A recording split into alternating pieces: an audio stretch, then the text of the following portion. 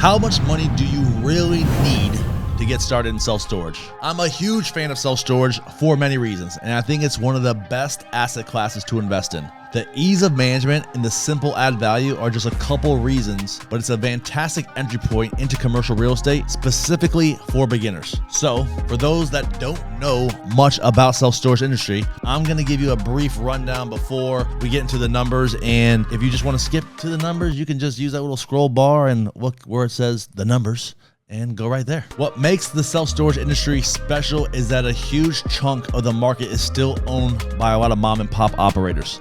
Approximately 50 to 60% of all self-storage facilities are single owner operated. So why does this matter? It matters because these are the best opportunities for new investors. Unlike, apartment buildings or retail spaces, office buildings, the self-storage industry still has fragmented ownership and has lots of inventory for these smaller investors. Many opportunities for these people just like yourself to get into self-storage. There are three types of self-storage facilities: small, medium, and large. Small ones are under 50,000 square feet, medium ones between 50 to 100,000 square feet, and the big boys are over 100,000 square feet.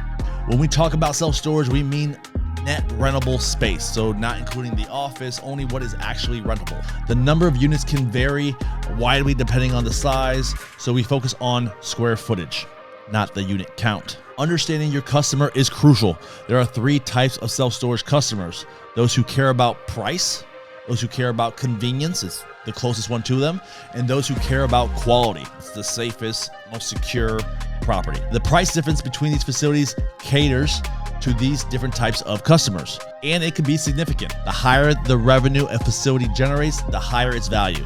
This is where cap rate comes in. It is the net income after all expenses divided by the purchase price. Now let's talk money.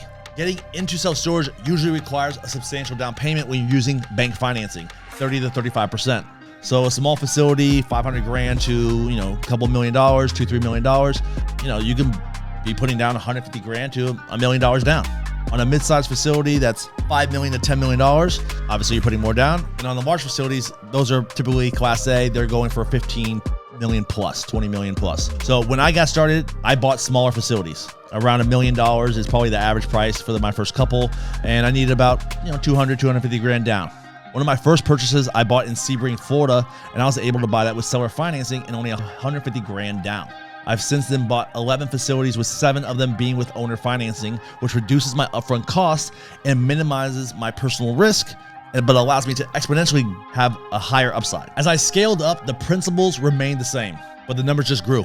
Now our down payments are in the millions, but it's still about managing the net operating income and managing our capital stack.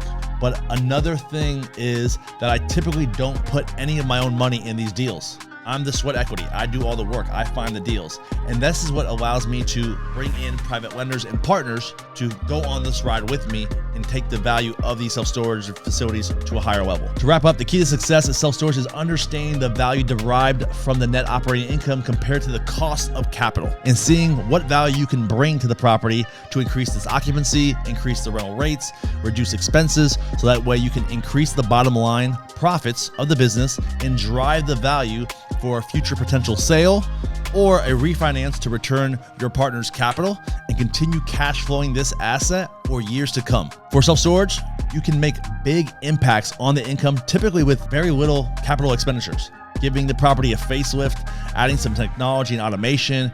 And if you can do that while also acquiring these deals utilizing creative financing, this is where you can get into deals with little to no money, low interest rates, or better yet, no money down deals. You can exponentially change your returns and build a cash flowing portfolio faster utilizing creative financing and private money. If you want to see how I bought one of these facilities with none of my own money, take a look at this video right here. So I hope this info has been helpful for you and gives you some confidence of how you can get started investing into self-storage.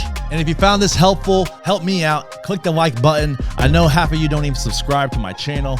Shame on you. Click the subscription button too, so you don't miss out this valuable information I'm providing to you for free. You can make life-changing moves by buying one self-storage facility. Make it happen. Catch you guys next time. See ya.